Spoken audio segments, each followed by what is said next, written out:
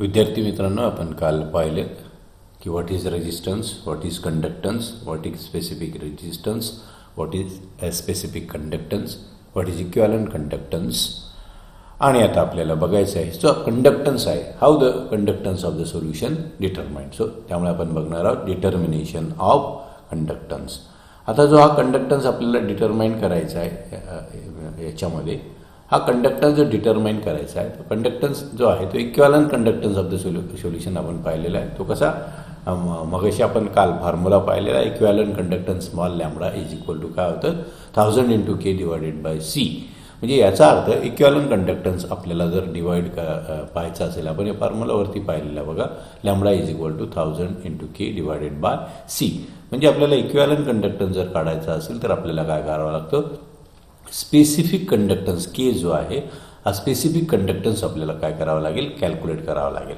आणि जर आपल्याला स्पेसिफिक कंडक्टन्स जर काढायचं असेल, मेजरमेंट ऑफ स्पेसिफिक कंडक्टन्स, तर त्याच्यामध्ये आपल्याला सोल्युशनचा रेजिस्टन्स जो आहे ऑफ कॉलम ऑफ सोल्युशन तो आपल्याला काय करावा लागतो, काढावा लागतो. मग हा आपल्याला पहिला टार्गेट आहे, we have to determine the resistance of the column of the solution. तर मग तो रेजिस्टन्स जो आहे it is get determined by using the Wheatstone bridge method. कदाचित हे 12वीला तुम्ही पाहिलेलं असेल फिजिक्समध्ये. विस्टोन ब्रिज मेथडमध्ये काय असतं, विस्टोन ब्रिज असतो आणि ह्या विस्टोन ब्रिज जे आहे त्याची डायग्रॅममध्ये बघा, हा विस्टोन ब्रिज ही डायग्रॅम आहे.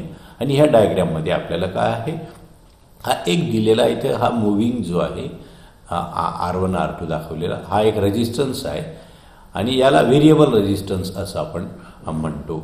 आणि हा रेजिस्टन्सवरती हा W पॉईंट आपल्याला फाइंड आउट करायचा असतो. इथं काय आहे, हा XZ जे आर्म आहे बाजू, या XZ आर्मला आपल्याला RX नावाचा अननोन रेजिस्टन्स आहे जो आपल्याला डिटरमाइन करायचा आहे. रेजिस्टन्स जो डिटरमाइन करायचा आहे त्या अननोन रेजिस्टन्स हा डिटरमाइन करायचा आहे. आणि हा इथे YZ जी आर्म आहे तिथे RS आहे.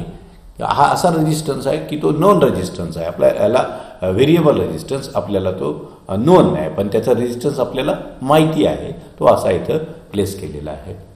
आणि इथे हा जो आहे ZW, याच्यामध्ये काय ठेवलेलं आहे, गॅल्व्हनामीटर ठेवलेलं आहे. हे डिप्लेशन आपल्याला दाखवणार गॅल्व्हनामीटर, अलग लक्षात. आणि हे जो काही सगळं सर्किट आहे it is attach to the battery. हे बॅटरीमधनं आपण काय केलेलं आहे, सर्किट पास, त्याच्यातनं करंट आपण पास करणार आहोत.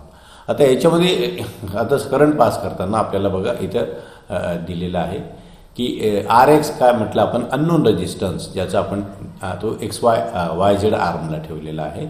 आणि RS हा precision variable of non resistance, तो आपल्याला माहिती आहे. आणि ही वायर आहे युनिफॉर्म थिकनेसची वायर रेजिस्टन्स, त्याच्याने आपण विस्टोन ब्रिजमधून नल पॉईंट आपल्याला हा जो काही आपल्याला इथं हा व्हेरिएबल रेजिस्टन्स दिलेला आहे, हा स्लायडिंग कॉन्टॅक्ट आहे. हा स्लायडिंग कॉन्टॅक्ट आपण या वायरवरनं मूव्ह करणार. आता हा जेव्हा आपण मूव्ह करू which connects to the Z through the galvanometer, तो झेडला आपण गॅल्व्हनामीटरच्या सहाय्याने काय केलेला आहे, कनेक्ट केलेला आहे. आणि हा जो झेड स्लायडिंग कॉन्टॅक्ट आहे, मग it is moved on the wire, तो आपण ह्या वायरवर फिरवणार टिल नो करंट. म्हणजे आता काय, सुरुवातीला गॅल्व्हनामीटर आपल्याला डिफ्लेक्शन दाखवेल, पण आज स्लायडर आपण फिरू त्यावेळेला डिफ्लेक्शन दाखवेल. आणि ज्या वेळेला हा एक पॉईंट येईल, W पॉईंट आपण त्याला म्हणू, या W पॉईंटला समजा तर काय होईल, किंवा गॅल्व्हनामीटर ज्या वेळेला डिफ्लेक्शन दाखवणार नाही गॅल्व्हनामीटरमध्ये, जे डिफ्लेक्शन 0 असेल त्यावेळेला आपल्याला हा W पॉईंट जो आहे तो फाइंड आउट करायचा. म्हणजे आपल्याला हे दोन आर्म आहेत, लेफ्ट आर्म याला म्हणू आणि राईट आर्म म्हणू, ज्या वेळेला गॅल्व्हनामीटर डिफ्लेक्शन दाखवत नाही त्यावेळेला या इकडच्या राईट आर्ममधनं आणि या लेफ्ट आर्ममधनं काय होतं, करंट पास होत, सारखं करंट पास होतं. त्यामुळे गॅल्व्हनामीटर जो आहे म्हणजे झेड पॉईंटला हे 0 करंट दाखवतं, नल पॉईंट त्याला आपण म्हणतो. मग आपण याच्या सहाय्याने, विस्टोन ब्रिजच्या सहाय्याने काय करतो, नल पॉईंट आपण फाइंड आउट केला. हे नल पॉईंट फाइंड आउट केल्यानंतर आपल्याला काय नाव, आपल्याला नाव the point W and Z are at the same potential. म्हणजे W पॉईंट जो आहे इथे हा W पॉईंट आणि हा Z पॉईंटला पोटेन्शियल कसं असेल, आता इलेक्ट्रिकल पोटेन्शियल हे सारखं असेल. कारण काय, गॅल्व्हनामीटर आपल्याला झेड इकडनंही सारखं करंट आणि इकडनंही सारखं करंट पास होतं आहे. त्यामुळे हा पॉईंट दोघांचा नेट इफेक्ट 0 असं आपण म्हणूया, म्हणून तो डिफ्लेक्शन दाखवत नाही. आणि मग डब्ल्यूमध्ये जेवढं करंट असेल तेवढंच पोटेन्शियल असेल तेवढंच काय असेल त्यावेळेला झेडमध्ये म्हणजे राईट आर्म लेफ्ट आर्म आणि राईट आर्ममधनं सारखंच करंट पास होतो असं त्याचा अर्थ होतो. आता याच्यामध्ये मग आपल्याला काय आहे at the point why the current I from the battery divides into 2 parts and into 2 currents I1 and I2 same is the true for the point x. जे पॉईंट आणि एक्स वायमधनं आता पॉईंट आपण पाहिलं एक्सप्लेनेशन केले म्हणजे x आणि वायमधनं मग काय होईल इकडे जेवढं करंट पास होईल तेवढंच इकडे करंट पास होणार आहे हा त्याचा अर्थ. आता मॅथमॅटिकली आपण काय म्हणू शकतो या पॉईंट्सला आता काय आहे मग EYW is equal to EYZ म्हणजे पोटेन्शियल YWला जेवढं असेल तेवढंच काय आहे YZला असेल म्हणजे YWला जेवढं पोटेन्शियल असेल YWला तेवढंच काय असेल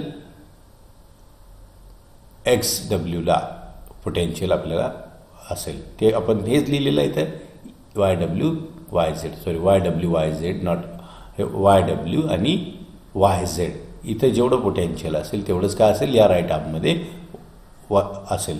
सिमिलरली दुसऱ्या पॉईंटला काय असेल WXला जेवढं पोटेन्शियल असेल तेवढंच XZला पोटेन्शियल असेल. WZला जेवढं पोटेन्शियल असेल तेवढंच XZला पोटेन्शियल असेल. सो आय एम रिपीटिंग दिस. ज्या वेळेला आपण नल पॉईंट फाइंड आउट करू W म्हणजे गॅल्व्हनोमीटर डिफ्लेक्शन दाखवणार नाही त्यावेळेला दोघी पॉईंटला करंट काय असेल सारखंच असेल नल असेल त्यावेळेला ह्या आर्ममधनं वाहणारं करंट ह्या आर्ममधनं वाहणारं करंट सारखं असेल आणि त्यामुळे काय आहे WYमधनं जेवढं करंट पास होईल बॅटरीने I करंट पास केलं आणि ते Y पॉईंटला I2 इथे एक्स पॉईंटला I2 मध्ये हे डिवाइड झालेलं आहे. तर याच्यामध्ये काय इथून जेवढं करंट पास होणार आहे EYW is equal to EYZ.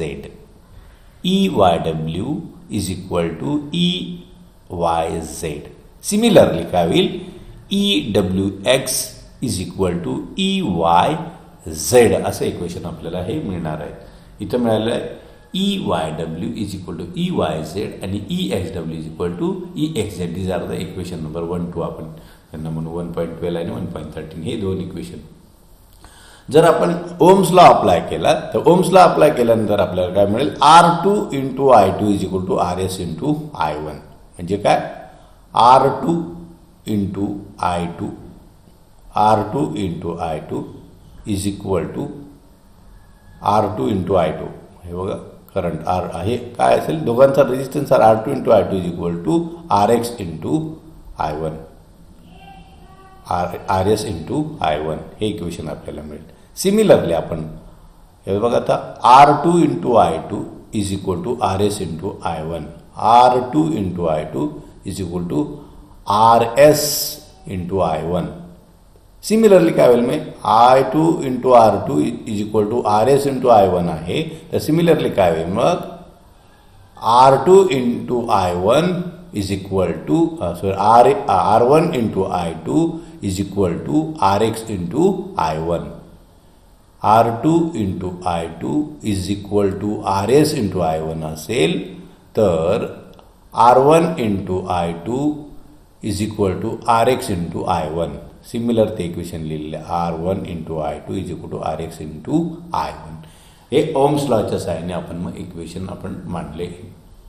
तर त्यावेळेला हे दोन जे इक्वेशन आपल्याला मिळाले आहेत हे दोघी इक्वेशनचं जर आपण डिव्हाइड केले dividing both the equation equation number 114 आणि इक्वेशन नंबर 115 डिव्हायडिंग इक्वेशन हे 15 इक्वेशन वरच्या इक्वेशनने जर आपण डिव्हाइड केलं तर आपल्याला काय होईल मग इथे इक्वेशन जे आहे RS आणि RX हे आपण इक्वेशन जे आहेत खालच्या इक्वेशनला वरच्या इक्वेशनने काय करतोय डिवाइड करतोय म्हणून आपल्याला काय होईल मग हे इक्वेशनच्या खाली हे इक्वेशन आलं तर इथे काय होईल R1 into I2 divided by R2 into I2 म्हणजे इथं काय शिल्लक राहील I2 जो आहे कॅन्सल होईल त्यामुळे काय होईल R1 अपॉन R2 शिल्लक राहणार आहे. त्याच वेळेला RX अपॉन RX I1 भागिले RS I2 जर झालं तर I1 काय होईल कॅन्सल होईल आणि इक्वेशनमध्ये राहिलं आपल्याला RX अपॉन RS. आता आपल्याला काय काढायचं आहे अननोन रेजिस्टन्स काय आहे मग RX is a unknown resistance. तो जर काढायचा असेल हा आपण या बाजूला नेला, इकडे डिवायडेड बाय आहे, इकडे काय होईल तो मल्टिप्लायड बाय. हा मल्टिप्लायड बाय झाला म्हणजे इक्वेशन मिळालं RX is equal to R1/R2 into RS. आपल्याला माहिती आहे R1 आणि R2 can be measured. R1 R2 आपल्याला काढता येतात. RS हा तो नोन रेजिस्टन्स घेतलेला आहे आणि RX त्या एकच्या किमती जर टाकल्या तर अननोन रेजिस्टन्स जो आहे तो आपण आता काढू शकतो. आता हा जो व्हीटस्टोन ब्रिज आपण वापरलेला आहे इथे, हा व्हीटस्टोन ब्रिज आहे, याच्यामध्ये काय केलेलं आहे गॅल्व्हनोमीटर वापरलेलं आहे. गॅल्व्हनोमीटर वापरलेलं आहे. पण आता जर मॉडर्न मेथड्समध्ये जे मॉडिफाईड व्हीटस्टोन ब्रिज आहे त्याच्यामध्ये गॅल्व्हनोमीटर न वापरता त्याच्यामध्ये काय केलं जातं, हेडफोन्स वापरले जातात. अलग लक्षात, हेडफोन्स वापरले जातात. किंवा दुसरा जो आहे त्याच्यामध्ये पॉईंट, आता इथे जे डायरेक्ट करंट आपण वापरतोय पण डायरेक्ट करंट वापरलं जात नाही. तर त्याच्यासाठी डायरेक्ट करंट जर आपण वापरलं त्या सोल्युशनमधनं जर पास केलं, ज्याचा आपल्याला रेजिस्टन्स मोजायचा आहे, तर तिथं काही केमिकल रिॲक्शन्स होऊन इलेक्ट्रोड्सवरच्या क्लोज विसिनिटीला सोल्युशनमध्ये काय होईल, बदल होऊ शकतात. Changes will be occurs. ते बदल होतात. त्यामुळे काय आहे की अल्टरनेटिंग करंट वापरलं जातं आणि अल्टरनेटिंग करंट वापरताना त्याची फ्रिक्वेन्सी जी आहे ती 500 ते 2000 हर्ट्झ. आता त्याच्यामुळे काय मग मॉडिफिकेशन इन व्हीटस्टोन ब्रिजमध्ये काही मॉडिफिकेशन्स केलेले आहेत. तो मगाशी सांगितल्याप्रमाणे पहिलं मॉडिफिकेशन काय आहे, मग the direct current can not be use to determination of resistance of solution. Resistance सोल्युशनचं मेजर करण्यासाठी डायरेक्ट करंटचा वापर केला जात नाही. कारण का, direct current when passes through the solution it would be leads to electrolysis and the reaction at the electrodes. आता ते डायरेक्ट करंट जर पास केलं सोल्युशनमधनं, त्याचं इलेक्ट्रोलिसिस होईल सोल्युशनचं आणि रिॲक्शन होईल इलेक्ट्रोडजवळ आणि this would change the nature of the solution in the electrodes. इलेक्ट्रोडच्या जवळ काय होईल, सोल्युशनचं नेचर चेंज होईल. This is called polarisation of the electrodes. त्यालाच आपण म्हणतो रेजिस्टन्सच्या इलेक्ट्रोडच्या ठिकाणी जर त्याचं नेचर चेंज झालं त्याला म्हणतात पोलरायझेशन ऑफ इलेक्ट्रोड्स. आणि हे जर पोलरायझेशन ऑफ इलेक्ट्रोड जर झालं तर त्याच्यामुळे काय होऊ शकतं, सोल्युशनच्या कंडक्टन्सवरती इफेक्ट होऊ शकतो. आणि कंडक्टन्सवरती म्हणजेच काय आहे की त्याच्या रेजिस्टन्सवर पण मग काय होईल, इफेक्ट होईल. त्यामुळे alternating current is used. Alternating current वापरलं जातं आणि ही फ्रिक्वेन्सी जी आहे ती ठेवली जाते करंटची 500 ते 2000 हर्ट्झ, सायकल्स पर सेकंड ज्याला आपण म्हणतो. आणि induction coil may be used as AC source. त्यासाठी इंडक्शन कॉईल वापरले जातात अल्टरनेटिंग करंटचा सोर्स म्हणून. आणि vacuum isolator to operating at a potential of the 10 volt giving pure sine waves is most satisfactory. त्याच्यासाठी पुन्हा मग काय वापरलं जातं, व्हॅक्यूम ट्यूब ऑसिलेटर ही फ्रिक्वेन्सी मेंटेन करण्यासाठी वापरले जातात. हे बदल केलेला आहे व्हीटस्टोन ब्रिजमध्ये, त्याला म्हणतो मॉडिफाईड व्हीटस्टोन ब्रिज. आणि जो नल पॉईंट मी मगाशी सांगितलं तो गॅल्व्हनोमीटर वापरत नाही. Null point is not detected by using the galvanometer. त्याच्यासाठी काय आहे, the current of the frequency is employed within the range of the human year.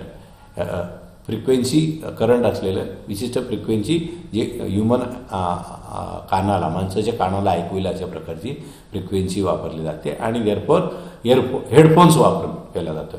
Wien balance point is rich, आपण ज्या वेळेला तो डब्ल्यू फिरवतो, ज्यावेळेला बॅलन्स पॉईंट होईल त्यावेळेला एअरफोनमधनं जो येणारा नॉईज आहे किंवा आवाज जो असतो, साऊंड जो येणार आहे तो साऊंड कसा असेल, नल पॉईंटला मिनिमम असेल.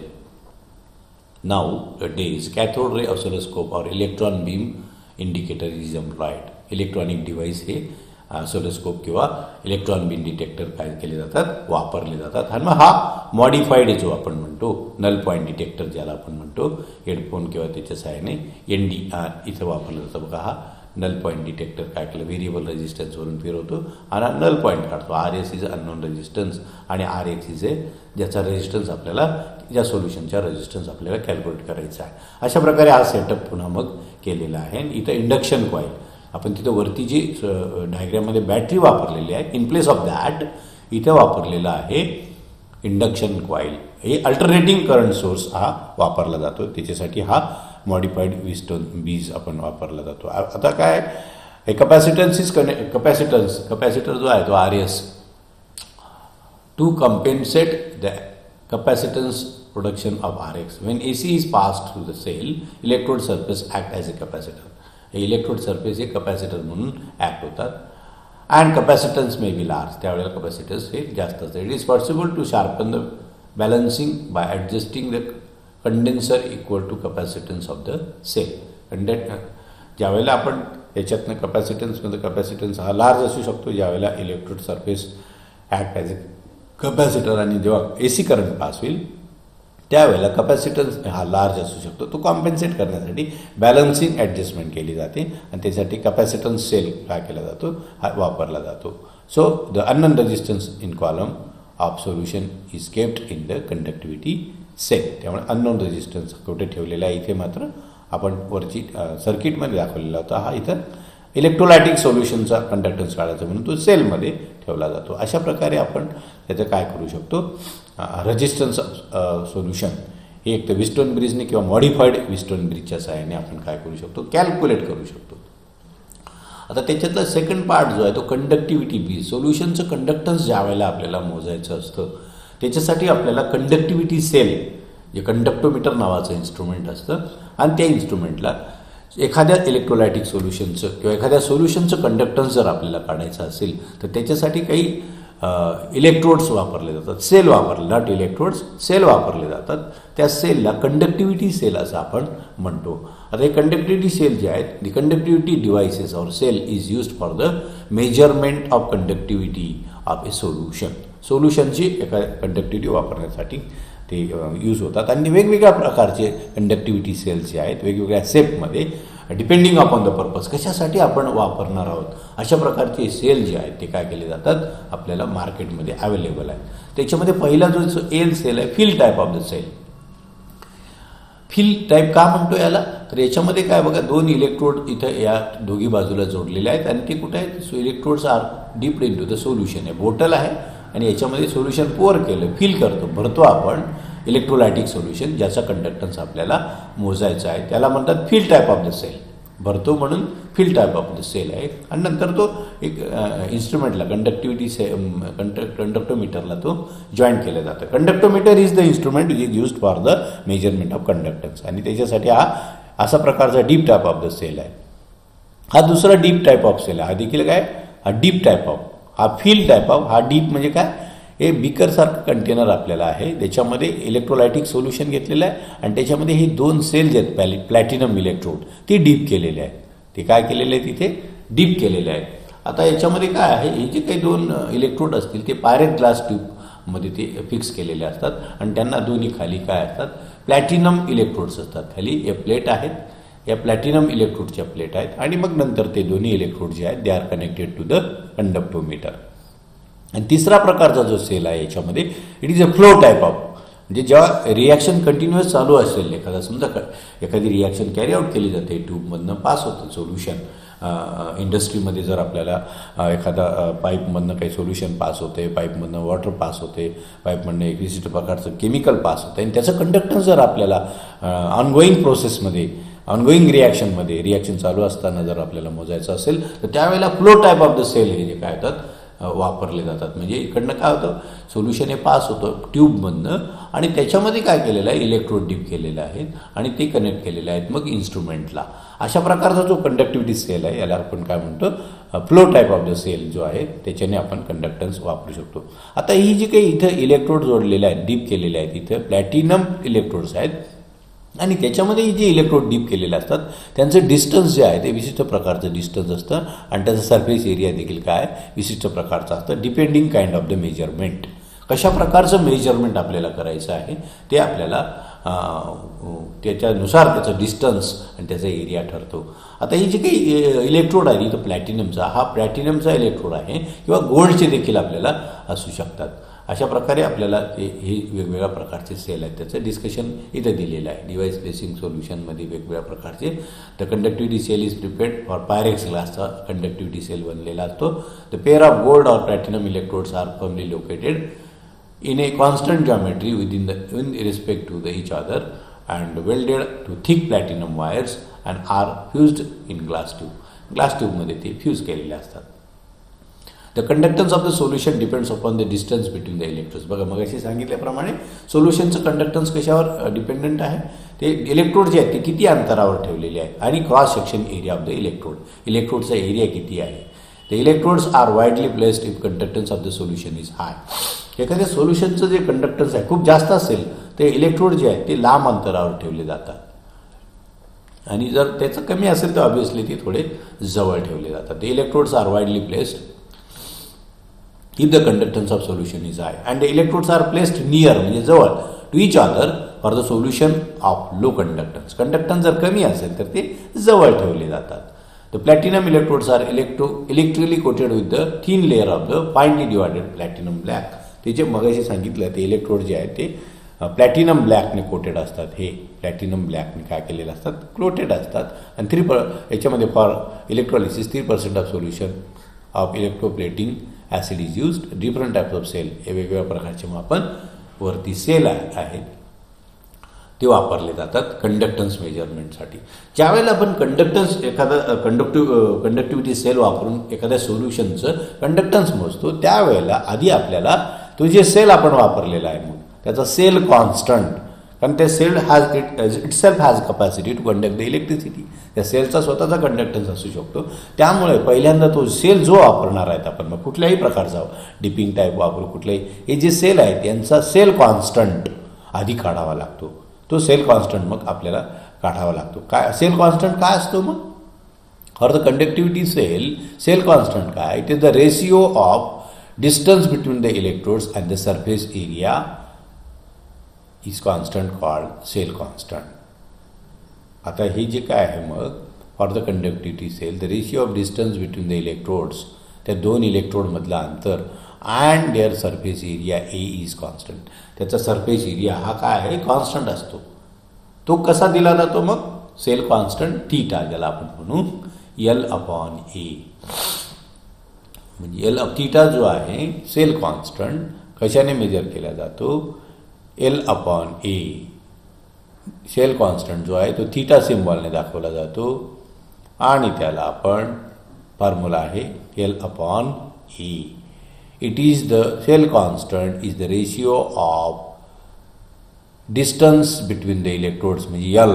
इट इज दोन इलेक्ट्रोडमधलं जे अंतर आहे ते L divided by area of the electrodes A. अशा प्रकारे त्याचा रेशिओ असतो. आणि हे कसं असतं प्रत्येक एक इलेक्ट्रोड आपण जर घेतला कुठलाही एक इलेक्ट्रोड त्याच्यासाठी ते कॉन्स्टंट असतं, ते कायम असतं, ते बदलत नाही. त्याचा क्रॉस सेक्शन एरिया प्रत्येक इलेक्ट्रोडसाठी वेगवेगळा असू शकतो. तो सेल कॉन्स्टंट जो आहे तो हे झालं सेल कॉन्स्टंट थीटा. मग तो कसा डिटर्मिन त्याचा unit of the cell constant is per centimetre. Per सेंटीमीटरमध्ये किती त्याचा सेल कॉन्स्टंट आहे त्याचं डिटर्मिनेशन कसं केलं जातं. For determination of cell constant it is difficult to measure. आपल्याला कसं आहे की ते आपल्याला डिफिकल्ट आहे मेजरमेंटसाठी. ते कसं मेजरमेंटसाठी डिफिकल्ट आहे ते आपण बघणार आहोत. याच्यामध्ये काय आहे आता मित्रांनो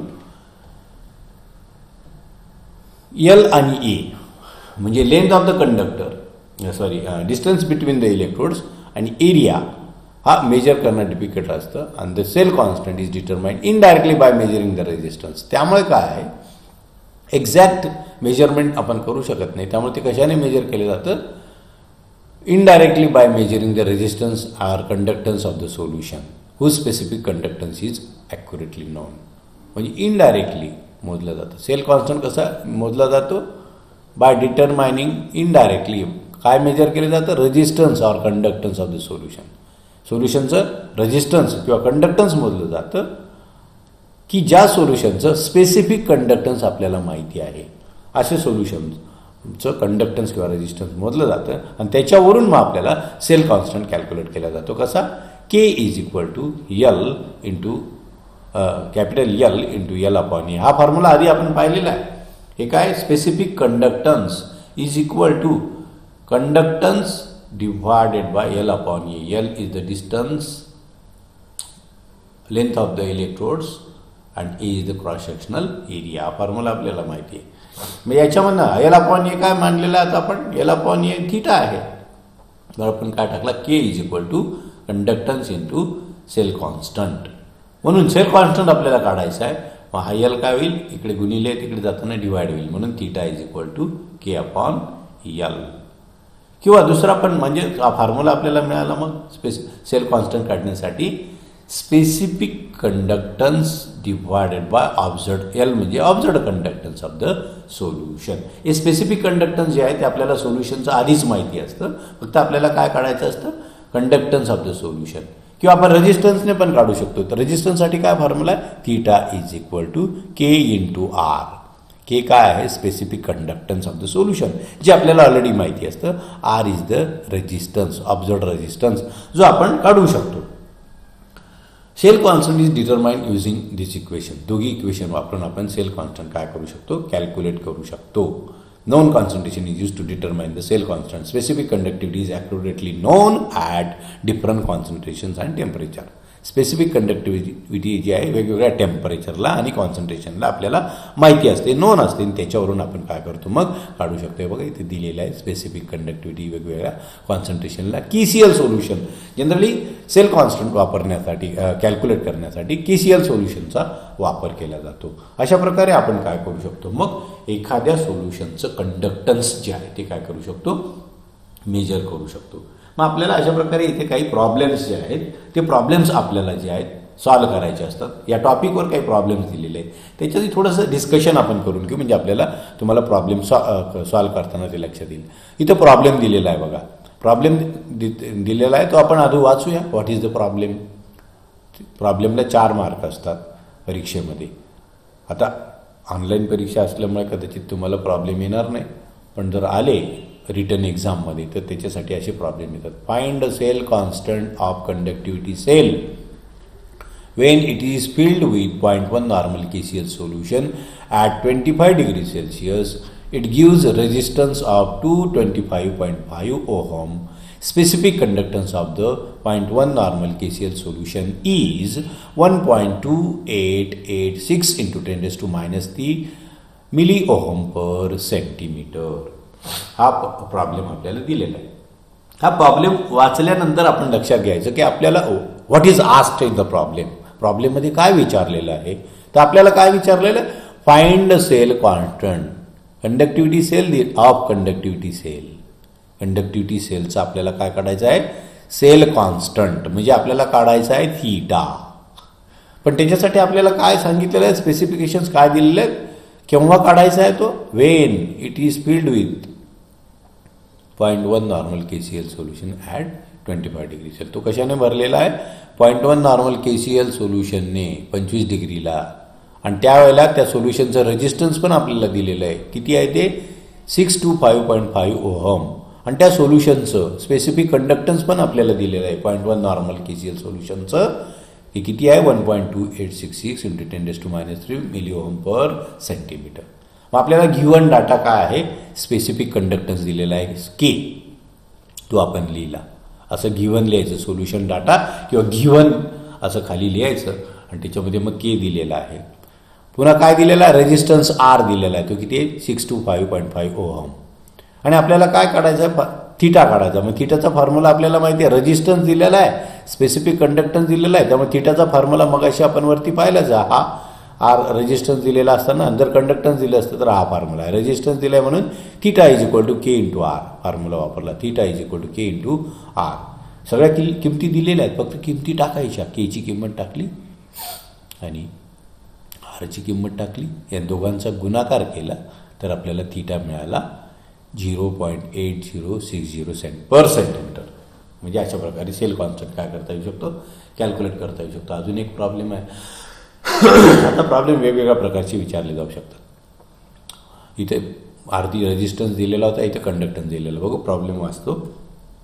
calculate the cell constant of conductivity cell filled with 0.01 normal KCl solution at 18 degrees Celsius if the conductance of solution is 4.0749 into 10 raised to 3 milliohm. Calculate the distance between the electrodes if the area of cross section is 3.25 centimeter square and specific conductance of 0.01 molar KCl at 18 degree is 1.227 into 10 raised to 3 milliohm per centimeter. बघा आता इथे काय दिलेलं आहे, आपल्याला दोन गोष्टी विचारलेल्या आहेत बघा. So calculate the cell constant, आपल्याला काय विचारलेलं आहे, सेल कॉन्स्टंट विचारलेला आहे, म्हणजे थीटा विचारलेला आहे. फिल्ड विथ कशाने, कोणत्या सोल्युशनचा, 0.1 नॉर्मल KCl सोल्युशन. किती डिग्रीला, डिग्रीला काय महत्त्व नाही आपल्याला, 18 डिग्री सेल्सिअस. त्यावेळेला त्या सोल्युशनचं कंडक्टन्स दिलेलं आहे आपल्याला, म्हणजे L दिलेला आहे 4.0749 × 10⁻³ पुन्हा अजून काय गोष्ट विचारलेली आहे, calculate the distance between the electrodes, म्हणजे L पण विचारलेला आहे, स्मॉल L पण विचारलेला आहे. त्यावेळेला A दिलेला आहे आपल्याला, क्रॉस सेक्शन एरिया 3.25 cm², आणि स्पेसिफिक कंडक्टन्स पण सोल्युशनचं दिलेलं आहे. म्हणजे मग आपण गिव्हन क्वांटिटी लिहिणार, म्हणजे डाटा काय दिलेला आहे आपल्याला, स्पेसिफिक कंडक्टन्स K. सोल्युशनचा स्पेसिफिक कंडक्टन्स दिलेला आहे, तो किती आहे, 1.227 × 10⁻³ ओहम पर सेंटीमीटर. सोल्युशनचं कंडक्टन्स पण दिलेलं आहे, कंडक्टन्स ऑफ द सोल्युशन किती आहे, 4.0749, तो लिहायचा. मग एरिया पण दिलेला आहे, काय दिले, सोल्युशन इलेक्ट्रोडचा एरिया दिलेला आहे, electrodes distance between the electrode calculate करायचं आहे, आणि cross section area, cross section म्हणजे एरिया दिलेला आहे 3.25, तो लिहिलं. मग आपल्याला आधी काय करावं लागेल, L दिलेला आहे, A दिलेला आहे, तर आपल्याला थीटा काढता येतो. थीटाचा फॉर्म्युला आपल्याला माहिती आहे, K/L. मग अशी आपण वरती फॉर्म्युलाप्रमाणे, मग K दिलेला आहे, L दिलेला आहे, किमती टाकल्या, आपल्याला मिळाला थीटा. थीटा मिळाला की त्याच्यावरून आपल्याला काय, त्या रिझल्ट मिळालेला आहे थीटा. या थीटाच्या फॉर्म्युल्यावरून आपण काय करू शकतो, इथे हा थीटा दिलेला आहे, आता आपल्याला थीटावरून L/A आपल्याला इथे काय काढायचं आहे, लेंथ, कारण इथे विचारलेलं बघा, calculate the distance between the electrodes, म्हणजे लेंथ ऑफ द इलेक्ट्रोड्स, म्हणजे डिस्टन्स विचारले. 1 decimal solution is Wien 1 mole of substance is present in 10 cm³ of solution at 0 degree Celsius. आता ते आपल्याला, सॉरी, इथे आपण डायरेक्टली L = फॉर्म्युला आहे theta × A. Theta × A हा फॉर्म्युला होईल. मी L काढायचं, कारण का हा L जो आहे इकडे, हा A इकडे जाईल, हा डिवायडेड बाय तिकडे मल्टिप्लाय, L = काय, थीटा × A, तोच फॉर्म्युला लिहिला. थीटा आपल्याला माहिती आहे, आपण कॅल्क्युलेट, एरिया पण लिहिलेला आहे, तो लिहिला, आणि त्याच्यावरून L कॅल्क्युलेट करता येऊ शकतो. अशा प्रकारे हे प्रॉब्लेम्स तुम्ही, मी ते प्रॉब्लेम तुम्हाला स्क्रोल करतो, स्क्रीनशॉट घेऊन तुम्हाला ते पाहता येतील, ते समजून घेण्याचा प्रयत्न करा. अशा प्रकारचे काही प्रॉब्लेम्स हे तुम्हाला या टॉपिकवरती विचारले जाऊ शकतात, ते तुम्ही सॉल्व करायचा प्रयत्न करा, जेणेकरून आपल्याला प्रॉब्लेम सॉल्व केल्याने टॉपिक अंडरस्टँडिंगला जास्त आपल्याला सोपं असतं. आणि मग पुढे आपण बघू पुढच्या पिरियडला variation of conductance with the concentration. हे जे कंडक्टन्स आहे, हे सोल्युशनचं कॉन्सन्ट्रेशन आपण कमी किंवा जास्त केलं त्यावेळेला त्याच्यामध्ये कसा बदल होतो, that we will see in the next period. Till then enjoy the lecture enjoy करा. काही शंका असतील तर व्हॉट्सॲप ग्रुपवर लिहून पाठवा, किंवा माझा फोन नंबर व्हॉट्सॲप ग्रुपवर आहे, त्याच्यावर तुम्ही मोबाईल नंबर, तो तुम्ही त्याच्यावर मला प्रश्न विचारू शकतात. तुमच्या शंकांचं निरसन केले जाईल. सगळ्यांनी लेक्चर बघा, त्याला शेअर करा, सबस्क्राईब करा, आणि अडचणी विचारायला विसरू नका. Thank you very much.